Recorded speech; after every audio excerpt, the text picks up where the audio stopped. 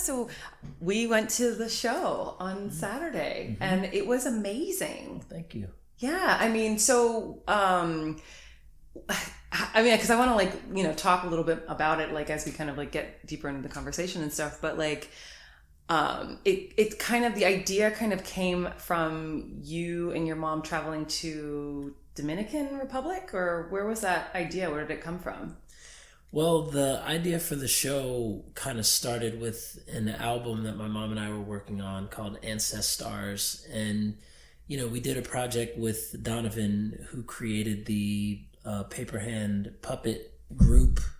And that was our first time kind of collaborating with him. And when we got back from DR in December, I was like, hey man, what do you have planned for the summer show? And they didn't really have an idea for the show yet. They do a big show every summer for 23 years now.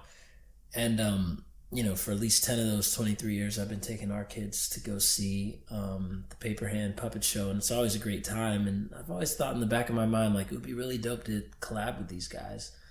And so after we got the opportunity to work with them in the DR, I pitched him on the idea, like, hey, my mom and I are releasing this album. It's about ancestors. It's about transformation. It's about healing. How would you feel about us scoring the next summer show? And he went to his partner, Jan. They talked about it. We met, the four of us, me, my mom, Donovan, and Jan. And it was just like the ideas were flowing and sparking. And, that kind of became the year's project. Wow. Planted the seeds in like the beginning of the year and have been rehearsing since June and released in August. Wow. Well, I'm going to ask you, I have so much to kind of touch on that because I was so moved by the show. And so I'll get into that in just a second. But before we do, welcome back. And if you're new, this is Life and Art with Nicole, and I'm your host, Nicole. This is a weekly podcast where I discuss different lifestyle topics such as books, acting, music, television, health, wellness, spirituality, and a variety of other topics. And today I'm so excited because I have my friend Pierce here. Pierce is a Grammy-nominated musician, and we have a really interesting, really enlightening episode coming up, so stay tuned. So the show is called Paper Hand Puppet Show. Well, the show that you guys put on was called Where Our Spirits Reside. And so what was the inspiration behind that? I know you had said that you wanted to kind of bring in a lot of the creative and you wanted to work with the Paper Hand Puppet Show and develop into what it became, but like why Where the Spirits Reside, and what was, that full inspiration from? Yeah, I think a couple things. I think a lot of my work and my mom's work in particular has been influenced by my dad's death. He passed away in 2019, and that was when I got into making music for children and families, just reflecting on fatherhood, the father that he was, the father that I am. A lot of that became very much a part of my professional creative practice after my dad passed. And same for my mom. She was grieving and, had written an album of love songs that were like their songs when they were growing up together. And so that she released that album. It was called Time Traveler. My second children's album and her album were both nominated for Grammys in 2022. And that was historic because there had never been a, mother and son nominated in different categories in the same year. And, it was at the Grammys. We were in Vegas with Katie and my manager Monica and my mom, and we were like, we should work on a project together. Oh, wow. And that project became Ancestors.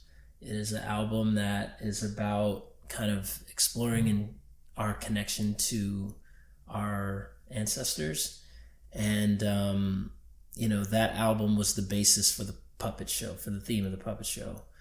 We knew pretty early on that we didn't want the show to have the same name as the album.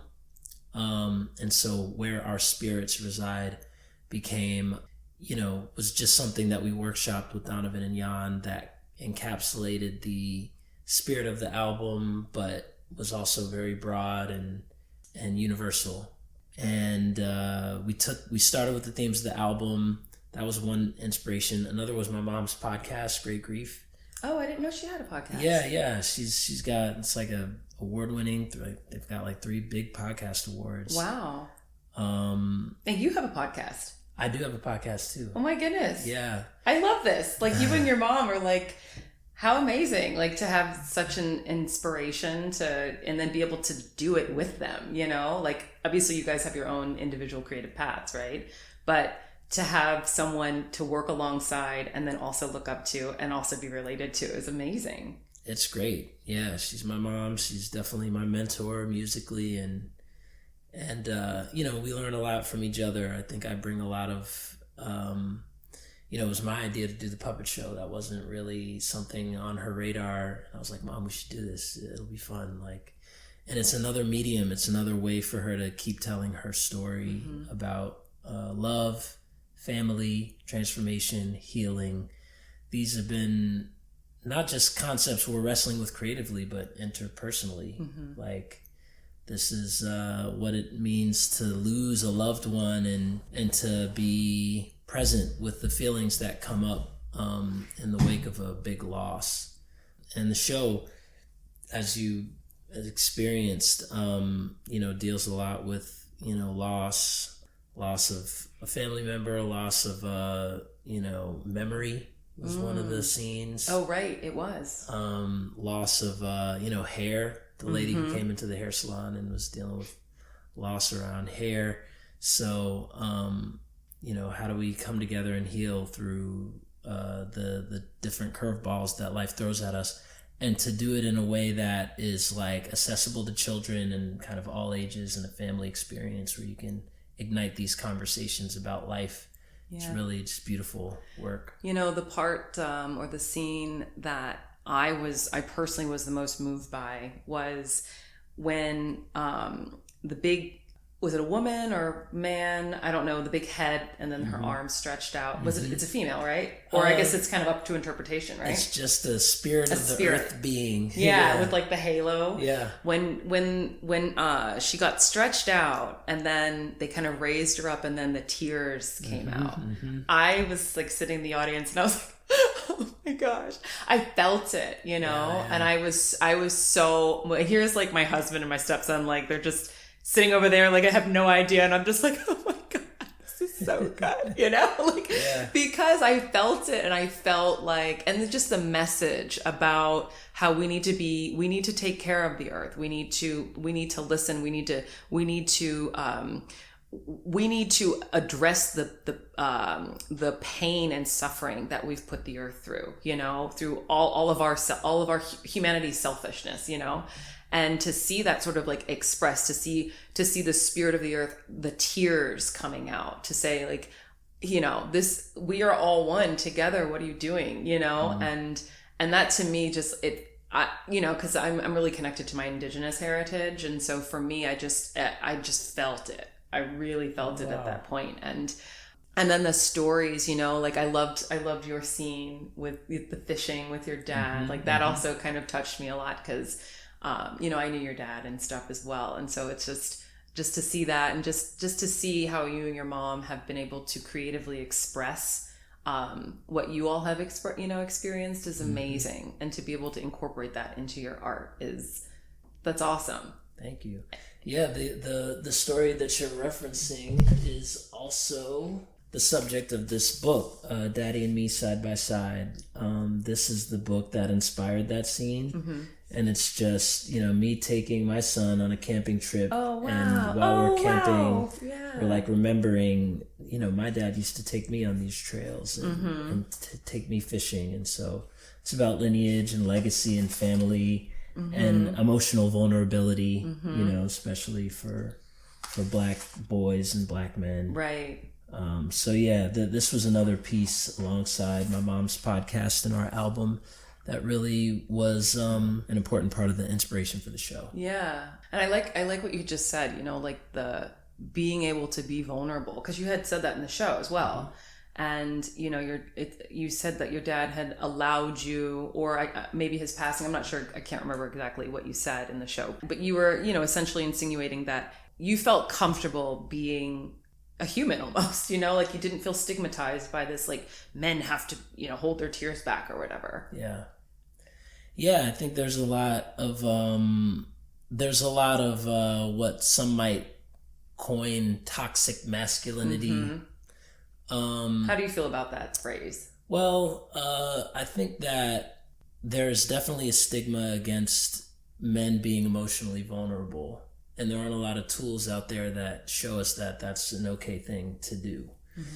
And you know, a lot of times in my childhood, when people got emotional, you get like clowned for being in your feelings like that. And this kind of stoic, unfeeling creature is like an ideal version of manhood in some circles. That wasn't how I was raised in this house, in my parents' house, but it was certainly something that was reinforced through my peer groups. And so that's why, you know, it was important for me in the book to show an intentionally vulnerable moment between a father and son. And, you know, if you're not getting it at home or getting it, you know, at school, you know, maybe you can pick up this book and see, oh, actually, it's okay for me to feel how I feel. And yeah, I do think that there are elements of masculinity that have been distorted by the media. There is a more holistic, you know, masculinity that I think is ancient, you know, and you look in different cultures around the world and they talk, whether it's yin and yang or Shiva and Shakti, there's just different traditions that talk about a masculine energy as being a certain type of thing. And that's not necessarily what masculinity is in culture, and especially in America. So, you know, I think it's just important that we embrace our vulnerability as men and are able to feel and cry and be there for each other. I think that those are like important things that I think boys should be exposed to and learn about. Yeah, you know, and because what you just said, society, I feel like it's interesting, you know, like we inherently as people know, we have that sort of understanding that we have aspects of ourselves that are feminine and aspects of ourselves that are masculine, but society has made it such that you have to identify outwardly as one or the other. But that's not what anything is. Everything in life have both masculine and feminine energy. You have to, like, it's part of the balance, you know. And just like the feminine energy is the bringer of life, and you could have that in any aspect, right? That you could find that in gardening, you know, when the flower blooms, you know, and then the masculine energy is the seed, you know. So it's like we have all of these aspects in life, and the fact that our society has sort of droned it out of us and forced us, pigeonholed us into one or the other, and said you have to do this in this way, you have to do that in that way. And then when you have people at this point in society, the way I see it, because we've sort of fractalized everything to such a degree and it's no longer holistic, people are, it's like we're so broken as a people, as a culture, as a society throughout the world, right? That now it's like people are struggling against it, people are pushing against it. And I think that's maybe where that whole term toxic masculinity comes from, because it's like men trying to reclaim an aspect of themselves that has been sort of torn away in a way. I don't know, I'm not a man, so I can't answer that question as a man, but as a woman looking at this, you know, I see what's happening in society, and it's just that I don't feel like we have fully understood those ancient principles of masculine and feminine energy and how important they are to the individual. Yeah, I mean, there's definitely something broken, you know, in the United States of America. You know, I think that art is a way to kind of sew those pieces back together, where you can see the wholeness of a person. Yeah. And kind of honor the divineness of a person. Yeah. And that's what I strive to do with my art. And I think that that's like a bold action. It's like bucking against the system that would have us pigeonholed. It's like, no, we're more expansive than your narrow perspective makes room for. So how do we take up space, as men, as Black men in particular? For me, that's my lens. And the art that I make is a way for me to show how expansive that can be. Yeah. So, it's so interesting, right? We are at a point in society now where it's like, back in like the 80s and 90s, we didn't have social media, right? So everything that happened was you only really knew about what was happening in your community or your like kind of local area unless you saw it on TV. And then the TV was the sort of nationalized aspect, and you only really knew what the TV told us was happening. But now with social media, we're seeing the rest of the world, and we're seeing all these issues, right? And so I think maybe that's why now is such a pertinent time for artists to really come together and really have these messages, and really push these messages across, because I'm actually curious, because you as an independent artist, you're not with a label, are you? Yeah. So you would be an independent artist, right? So as an independent artist, like, how do you feel going against the big machine of, the music world or the art world or the film world, whatever, whatever, because you're multifaceted, obviously. So yeah, I mean, it's interesting. I don't feel that I'm against anything. I feel like I'm in divine alignment with my purpose, and sometimes that intersects with the machine. For example, the podcast that I'm working on, it's called Jammin' on the Job. It'll come out in September with PBS Kids. That is a machine. It is a part of a system that, is connected to some really great art, like Sesame Street and, Miss Fred Rogers, PBS, Reading Rainbow. LeVar Burton's one of my heroes. So while that is public media, there are certain, aspects that I've learned just from working with PBS, that this is part of a machine. The Corporation for Public Broadcasting, with another series I'm working on called History of White People in America, it's Independent Lens, it's PRX, Public Radio International. There are these big institutions kind of around some of the projects that I'm working on. And, for me, you have to kind of know where your compass is. That's what my dad always told me. It's like, where are you going and why? And is the project in the fullest alignment with your purpose on this world? And if the answer is no, you got to do something else. And sometimes that might mean a project is, intertwined with, a big corporation. Sometimes it's independent, and whether it's underground or on a major platform, the approach is the same. It's like to bring your authenticity to it, to speak truth to power, to be highly creative at a high level, and to put your people on when and where you can. Collaborate and just surround yourself with people who are all about like love, who are all about community and creativity, and whose kind of spirit and values are aligned with your own. And that's the compass. And whether or not that is against or in alignment with or underground or, whatever with other things that are in place is kind of like, it just is what it is. Like, I'm looking here at this Grammy thing. Like, I've got my Grammy award. That's your nomination certificate. Oh my goodness! Here in my office. And that was a moment where something underground kind of collided with a big part of the industry, and I didn't feel out of place or awkward there. I just try to walk, whether I'm walking into E.K. Poe Elementary School in Durham, or on the stage at the Grammys with my mom, or at a community center in South Dakota, or the Getty in Los Angeles, where I'm headed in a couple weeks.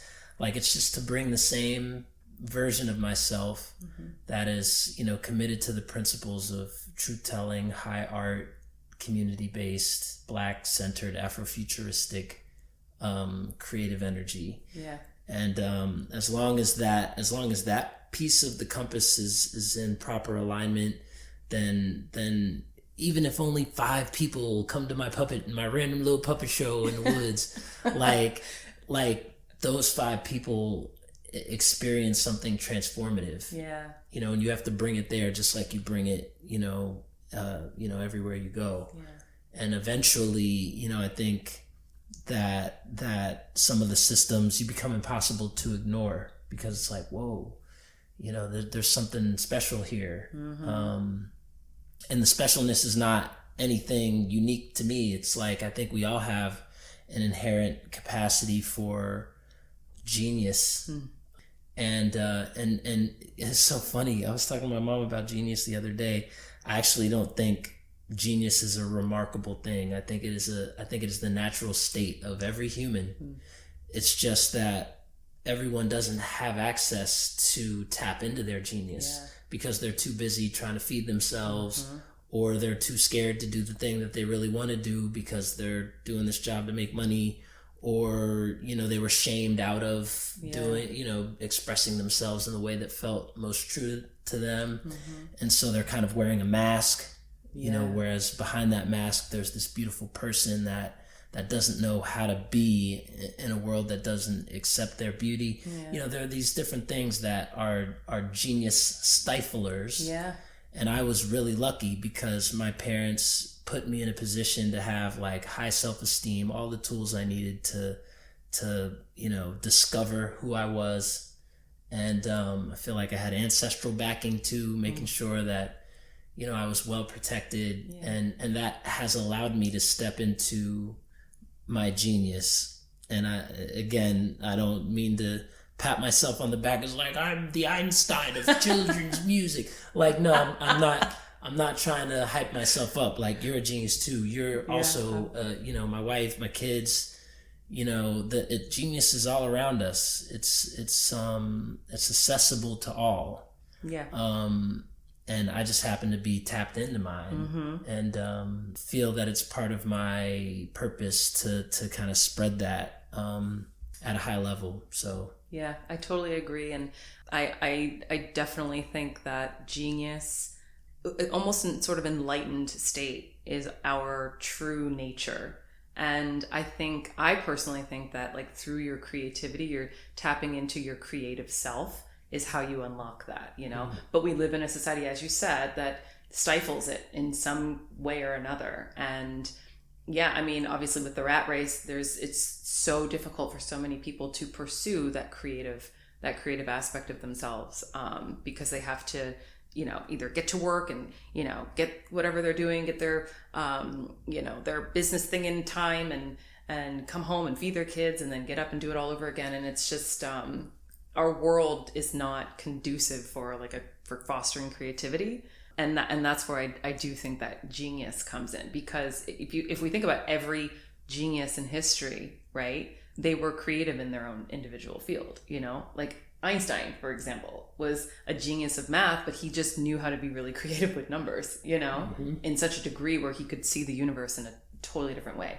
Tesla, same thing, you know, he was a genius with not only numbers, but with like frequencies and you know, and tapping into that, you know, he knew how to maneuver sound, you know, and create amazing things. And so, yeah, that is the natural state. And you're so right about how society does not really allow for that. But you know what I think? I think the reason why society doesn't allow for that is because if society was operating at the highest possible level, there would be no need for control. There would be no need for people to be above or below anyone. You know, everyone would sort of be equal, and not in a communist type of, you know, situation, but equality in the sense of like everyone is participating creatively for the collective good of humanity, you know? Does that make sense? Yeah, it does make sense. And I think I agree with you, you know, where mechanisms of control are less useful against people who are really tapped into their, you know, to their purpose. Yeah. And, you know, then you start thinking like, well, you know, money is a mechanism of control. It's a completely made up thing. Totally. Yeah. It's not even real. It's not real. It's not real at all. It's getting less real. I know. With like it's blockchain. Turning digital. Yeah, it's a complete fantasy. Yeah. And to your point about creativity, somebody made that stuff up. Mm-hmm. Somebody thought, like, in this culture it's cowrie shells, in this culture it's a mineral called gold, now it's this paper thing, now it's this digital currency, now it's this blockchain, it's an algorithm. It's like it's like our evolving perception of what value is has completely changed. And you try to explain blockchain to somebody 100 years ago, they're gonna be like, what? Right. Totally. Yeah, you try to explain like, oh yeah, even like a credit card, like, wait a minute, so what's happening here?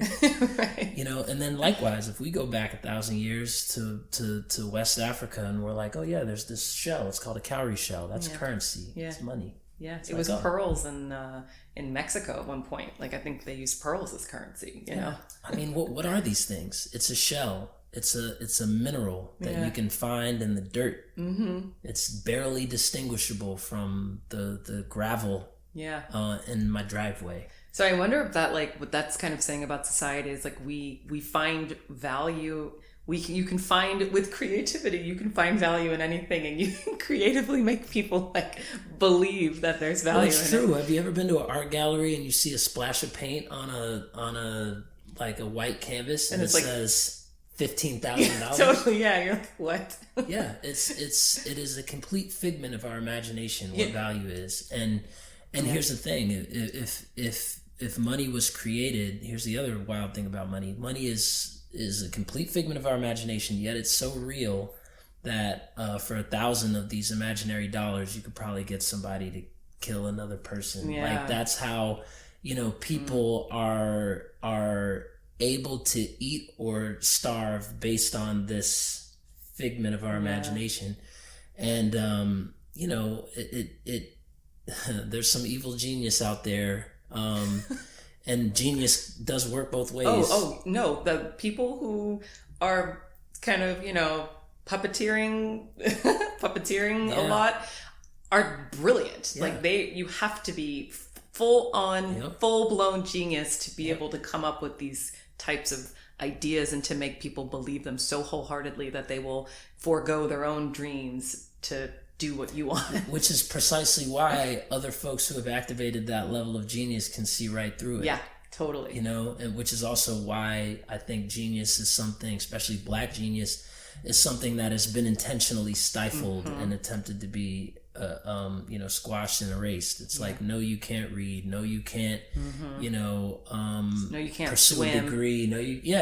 All these different kind of things that are just like, what is the institution of slavery? How is it compromised by an enslaved person's ability to read? Well, okay, if you can read the Bible, maybe you can read out loud to the slave master all the contradictions and all the chapters of the Bible. Yeah. It's like they didn't want us to have access to knowledge because knowledge is power, and power is disruptive. Yeah. And so I think there are parts of the system that it sounds like, oh, it's broken. Well, some people say it's actually functioning in its purpose, and the purpose is to control people and to kind of prevent folks from achieving a certain level of consciousness that would cause them to question the system that we're all in. But likewise, if the system is indeed working the way it's supposed to work, it's almost forcing people collectively to wake up,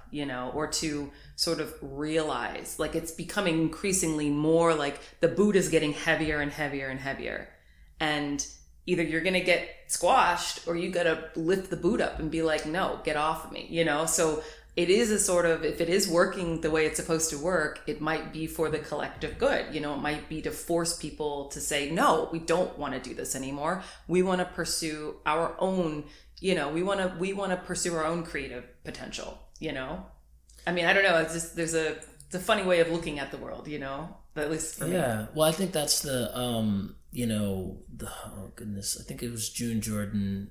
You're going to have to quote me on, or forgive me if I'm misquoting June Jordan. June Jordan said, "We are the ones we've been waiting for." Someone else said, the purpose of the artist is to make the revolution irresistible. I can't remember who, but please Google it. The purpose of the writer, I think, is the original quote. But then, over time, it's been adopted by all artists to make the revolution irresistible. And revolution has this kind of stigma attached to it. I also think about the word apocalypse, has this stigma. Yeah. Apocalypse is just like the revealing of the truth. Yeah. That's what it literally means. Yeah. It's Greek for like unveiling or revealing. Unveiling and revealing the truth. It's like, whoa, that's apocalyptic. It's but Hollywood has made us think that it's like, oh, the rains are going to come down and there's floods and like all this hail and all this destruction and chaos. But no, it literally means like a sort of awakening or a sort of unveiling of reality. But here's the thing. So metaphorically speaking, I think it's absolutely an appropriate metaphor, because for anyone, like, let's say you're just a person raised in this society and you get robbed for your money, or something terrible happens to you that's money based, and then you kind of come to the realization, like, wait a minute, this is all made up. Like, that would be apocalyptic. In the same way that like hailstone and fire and brimstone and volcanoes erupting, it's like destructive to the current paradigm. Right. And sometimes you need a little breakage and some explosions to free yourself. One of the cool things about the play, going back to where our spirits reside, is the presence of moths and butterflies. I noticed that. Yeah. What was that about?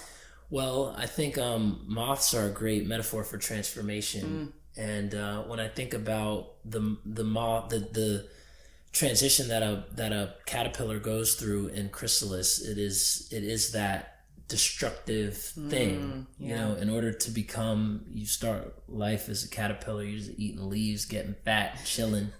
You know what I mean? A little cocoon, a little hammock, you know what I mean?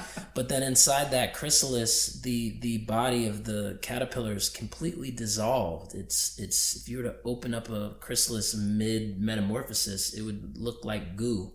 It's not like the caterpillar just grew some wings and is like a Beyonce, coming out. You know what I mean? Yeah. Like, it's a complete restructuring of the being, and that apocalypse, whatever's going on in there, could be considered apocalyptic to the caterpillar. Sure. You know what I mean? But that breaking down is absolutely essential if the butterfly is to emerge a transformed being. Yeah. So I think that the metaphor is appropriate. It's just interesting because people are scared of change. Yeah. And that's one of the things I like about this author. I've got 5 Octavia Butler books here.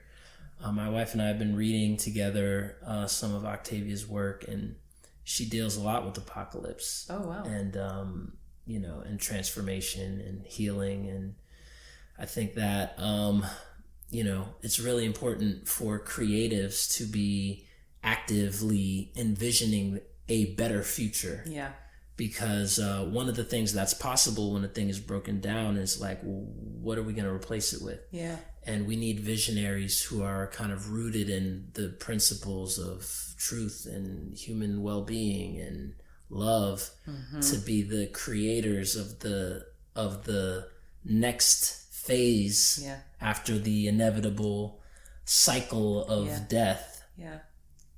Becomes reality, because I think that these cycles are just like the seasons. Yeah, they're natural. Empires rise and they fall, and it's nothing to be scared of. It's just the nature of the universe. Yeah. And it takes some imagination to be there building what's next as the current system ages itself out of relevance. Yeah, absolutely. Well said. Katie had actually, your wife had my wife? Katie? Your wife? Of course my wife. That was for y'all, for the viewers. Yeah. Katie is my wife. She was on another episode of the podcast. Yeah, I'm sure she did great. I didn't hear any of it, but I think it was awesome. She had actually said, one of the things that she was super impressed about you was the fact that you're able to, kind of like the butterfly and the moth, you're able to find something new to create.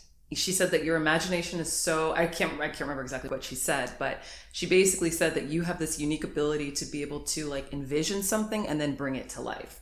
And I don't know, did you know that about yourself, or did you know that that's how she felt about you? I'm learning new things. No, I mean, that's cool to hear. Yeah, I mean, it's like, that's such a great, that's a great talent to have, you know, one, as an artist, because you can constantly transform and create, right? But then also it's a great thing to have because you're malleable, you're adaptable, you can go into anything. And I mean, your work speaks for itself, you know, your music has transformed over the years, you know. Are you still performing with the Beast? Not so much these days. Everybody's got kids now, so right. It's like, hey, let's go on tour. Well, actually, yeah, I've got a baby at home. But you're, you know, so with like your music is now like, is it more towards kids? Yeah, like, yeah. It's So children's it's music. yeah, so it's sort of evolved into the next generation. Look at you. But yeah, and then now with the puppet show and it's body, it's now body, whereas before it was like more vocal, right? And now it's like you're getting more into your body, more into your into like the movement. And so that's an artist. And you actually went to art school, right? Didn't you? I went to Durham School of the Arts. Yeah, is that considered an art school? I mean, yeah, it's an art school. Yeah. It's a magnet school with the focus on the arts. Yeah. I mean, did you feel like that kind of, other than your parents, obviously, did you feel like that kind of fostered your creative kind of?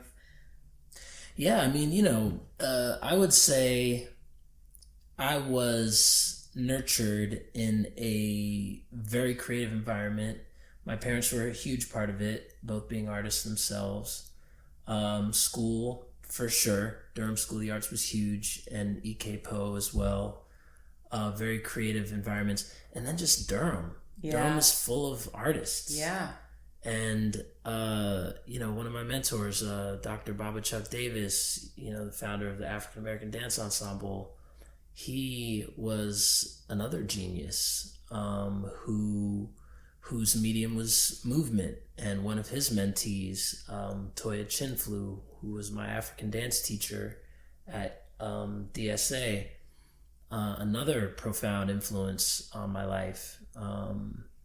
You know, and then even the artists that are part of a legacy of creative Black energy to come out of Durham, like Ernie Barnes, the famous painter, who's also a civil rights activist and football player, played at Central, NFL guy. You know, Polly Murray, Shirley Caesar, with whom I share an interesting intersection as like musician, Grammy Award, you know, nominee. She's a multi-time winner, but also a city council member. Oh, wow. I didn't know that. Yeah.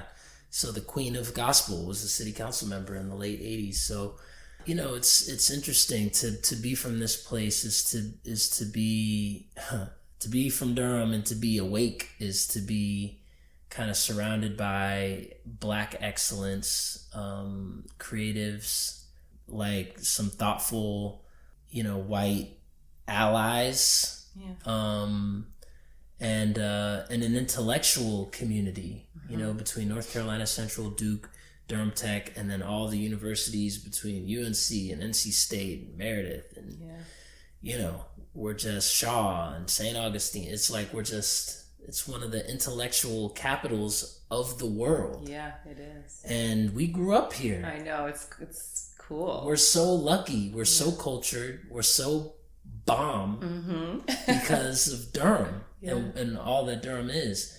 And so I think that, all of that has poured into me. And when you see, Pierce is prolific as beat making lab and the Emmy and the Grammy nominee and, you know, PBS and all this stuff, I'm like, well, look where I came from. It was going back to the metaphor of you know, the masculine and feminine.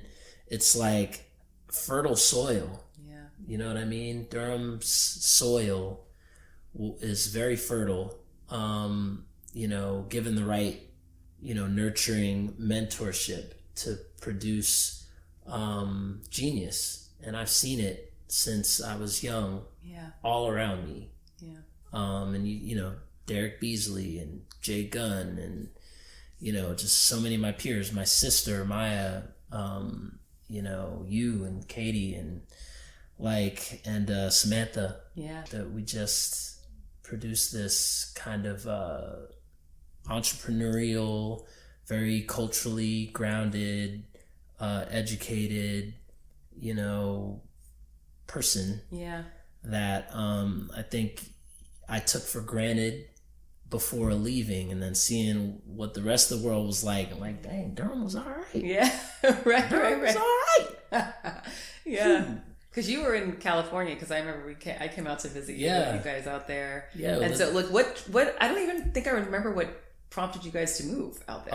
I had a job. I was working at Okay. the Thelonious Monk Institute of Jazz. Wow, very cool. Yeah, that was my first job at a grad school. It was a great job. I loved it. Mm-hmm. But then, me and Katie got working, got pregnant. Sheesh. Had a baby. Had a baby. Said, Who's driving now? Gotta come. Who's driving? Driver's ed. It's crazy. Yeah, it's wild. That's crazy. Turning 40 this year. Oh my goodness. Got 2 teenagers and 1 high schooler. It's nuts. Well, I mean, you've come so far, and I feel like you're with the transforming and the molding and the shaping. Like, do you see, what do you see for your, you've got your podcast with PBS. Do you see, you're going to be a filmmaker and, make a movie one day, or, I don't know, be president? Oh. What are your plans? That's quite the escalation and ambition. I don't know. With you, it's like there's always something so awesome, right over there, and you go do it. So it's just really cool, Yeah, I think what's next for me is, it was so funny. Stella was talking, my daughter was talking about tattoos today. And, she asked me to get a tattoo with her, and I said, I'll get one. I have one tattoo. This is my dad's logo for his first business, the Freelon Group. That's cool. It's like an aerial of a pyramid. Yeah. And I can't, for the longest, I was like, my dad gave me a really important lesson. I wanted to tattoo at 14, 15. And my dad was like, look, son, you're going to have to live with whatever tat you get for the rest of your life. So do me a favor, wait until you're 21. And if you can make it, not only will I pay for the tattoo, but I will also get a tattoo. And did he get one? Well, I turned 21, and it was like, so do you ready to get the tattoo? I was like, I honestly, at the time I wanted some kind of barbed wire or something weird. I was like, I'm so glad I didn't get a tat. And it was like, I'm not the same person I was at 16. So what makes me think I'm going to be the same person at 26 that I am at, 21? So I didn't get one. Yeah. And I was like, literally can't think of a thing that I would want to have on my body for the rest of my life, until my dad got ill. And then I started thinking about ways to memorialize his legacy on my body beyond the fact that I am a living memorial of his legacy. I was like, okay, cool. I came across this. This is like an early logo for the Freelon Group, and I look at it. It reminds me of him. I feel like it's an ancestral, pager. Yeah. Dad, I need you, stat. I can just kind of tap into his energy because it's on me. His creativity is part of my skin. Yeah. In more ways than one now. So anyway, my kids know this story. Stella's like, we're getting a tattoo together. I'm gonna take you up on the offer. So, and this all ties into your question about what's next. So the tattoo that I'm gonna get, which is on the wall over here, is this convergence of 4 circles, which collectively represent a Japanese concept called Ikigai. Huh. And Ikigai basically means a reason for being. Mm-hmm. And these 4 concentric circles represent what your passion is, what you're good at, what is good for the world, and what you can be paid for. Wow. And at any given point, if you have 2 of those and not the other 2, or 3 and not the 4th, or just 1, you have not achieved Ikigai. You have not quite nailed the reason for being. Wow, that's awesome. Yeah, and it makes so much sense to me because let's say, if you take any random two, like let's say I'm doing my passion and it's good for the world and I'm great at it, but there's no money involved. Yeah.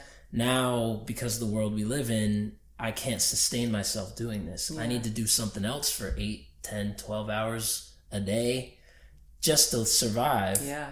And then whatever hours are left when I'm not eating, sleeping, or exhausted, get dedicated to the thing that is your passion, that is good for the world and that you're good at.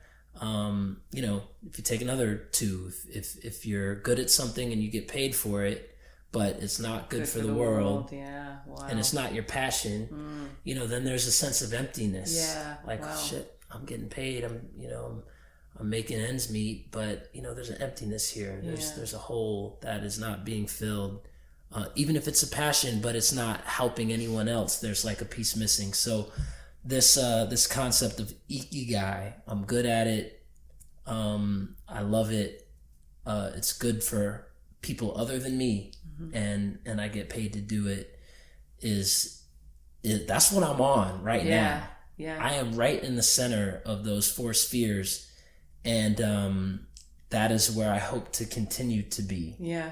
There's no other goal. Yeah. There's no other there are, aspirations, there are intentions, there are things that I would like to manifest professionally in my career. Yes.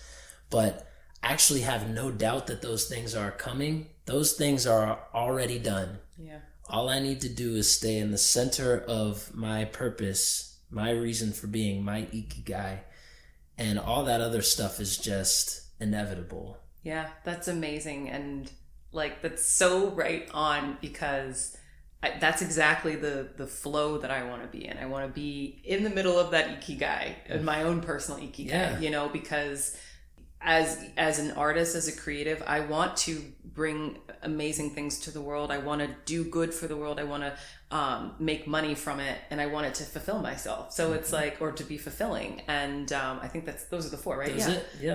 And that's the entire purpose. And I feel like that should be everyone's purpose, right? Yeah. And if everyone was on that, and everyone was, in the center of their own Ikigai, then our world, our whole world would be healed in a sense, because everyone is healed internally by doing what they want to do. The world is healed because we're doing things for others. Everyone is supported so we can all support our families, and it's just, that's like the ultimate. Yeah, it's wild. It seems like, oh man, this is a great new concept. That's what I thought when I heard it. Come to find out, this is 2,000 years old. Ancient. Wow. I mean, they knew stuff back then. They knew everything. And it's interesting. You familiar with the flower of life or the seed of life? Mm-mm.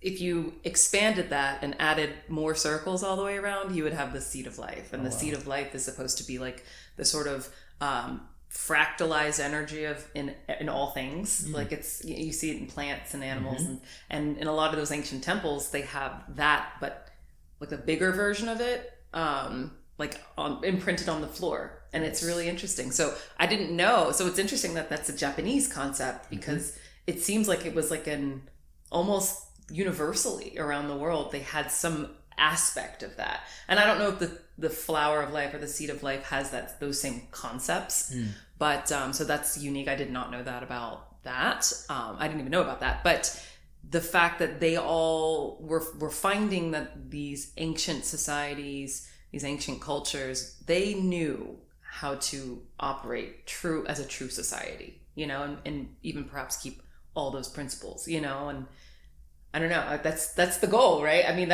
for me, that's my goal, and that's what I would hope the world's goal is, to get to that point, Yeah. I think that it's a great aspiration, and it's a great compass. Yeah. If I'm ever dwelling outside of the lanes of the balance at the center of those things, where I'm doing something for the money that doesn't tap into those other bubbles as much, I find that my quality of life is diminished. Yeah.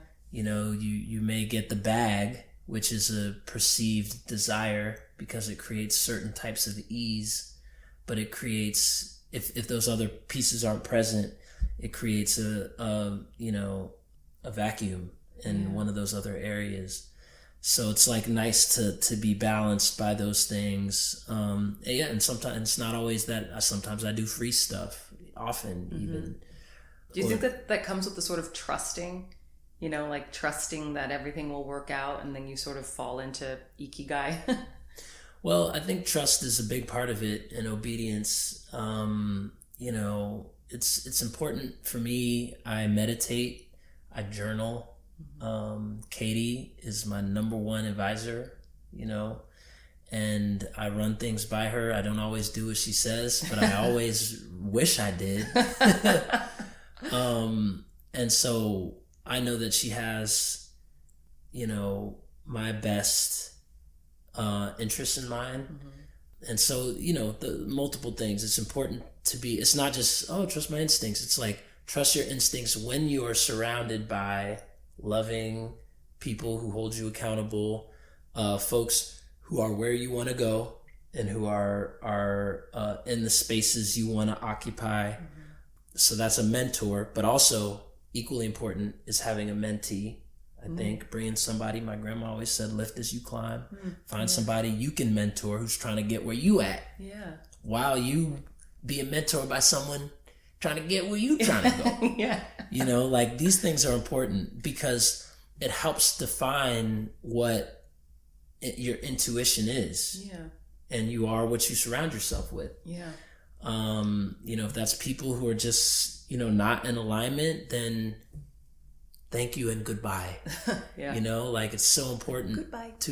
It's so important to create healthy boundaries, with folks that who just aren't on the same journey. And the thing is, it sounds judgmental, or could potentially, but it's not judgment. It's just like, that's just not my journey. Yeah. You know what I mean? Like you said, your Ikigai is inherently different from mine. So if there's not enough alignment, then we're not serving each other by the ways that we pour into one another. Yeah. And I find that happens, that kind of happens organically. People will come in, and then if they're not meant to stay or not meant to be, they'll go out, whether you tell them to go out or they just naturally go out. And, that kind of goes in line with, as one door closes, one door opens, And I used to be one of those types of people where I get so upset if something didn't transpire the way I wanted it to transpire in any aspect of life.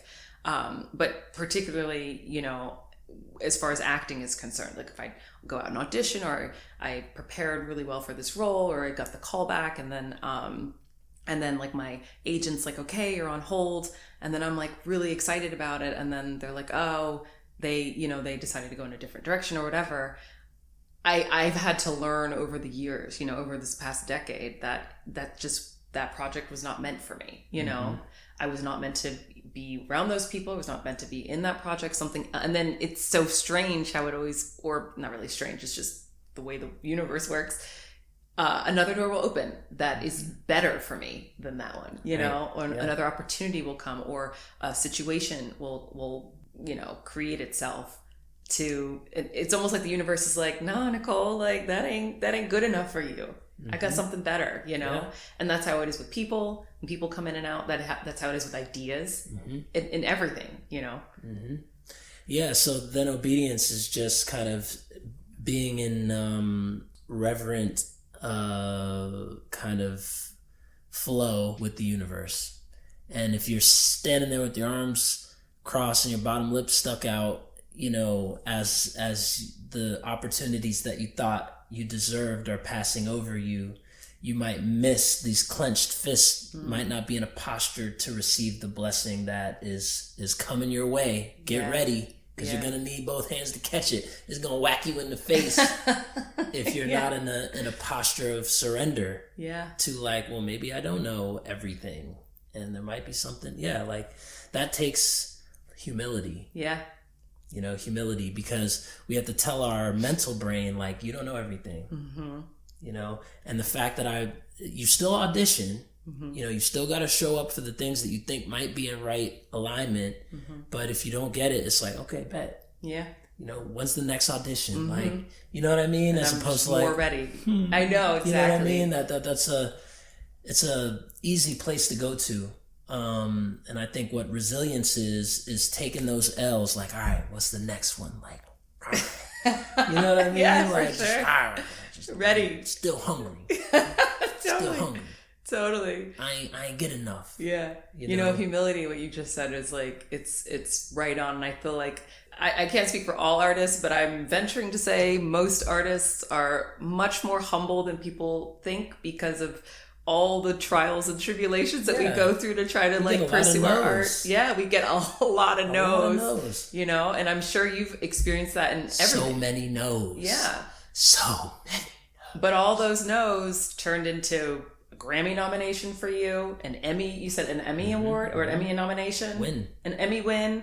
Same with me, like the show that I was in won an Emmy. So it's like all those no's, you know, that like happened beforehand were setting us up in our own individual fields for the wins that we were, the yeses. That yeah, I told Stella, it's so funny. I heard this years later. I was like, oh, I thought of that. Luckily, I put it on wax, so there is a record of this prior to me seeing it on Instagram. But it's like L's. A bunch of L's stacked next to each other are gonna end up looking like W's. Oh wow! You know what I mean? Yeah. The more L's, you need at least two L's to make one W. Yeah, yeah. It's like, yeah, I get that totally.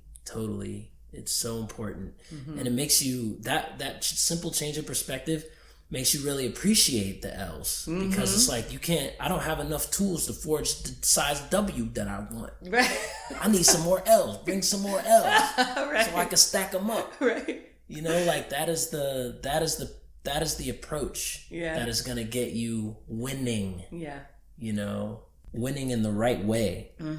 Yeah. For you, you know, that is of the highest alignment with what you want. The attractive energy will be there. You won't need to force it. It will be effortless. Staying in your Ikigai. Ikigai. Yeah. Wow. Well said. And I think that's like an excellent note to sort of, you know, wrap this episode up because, I mean, everything we've touched on is so profound and so important, you know, and that's really the idea of this podcast is to sort of like bring these conversations to the forefront and really encourage people to pursue their Ikigai, you know, like to stay in alignment with that. And so I mean, I thank you so much for being my guest tonight, or my guest today, I should say. And thank you guys for listening, and please check out my website. It's nicole-burgess.com. I have links to my books and links to my jewelry, as well as links to some of my other products. And please check out Pierce's website and Instagram. Do you want to go ahead and give your handles? Pierce Freelon is all my things. That's my website, Instagram, TikTok, all of it. Pierce Freelon. So please check that out. And thanks for watching. And once again, this is Life and Art with Nicole, and I'll see you in the next episode.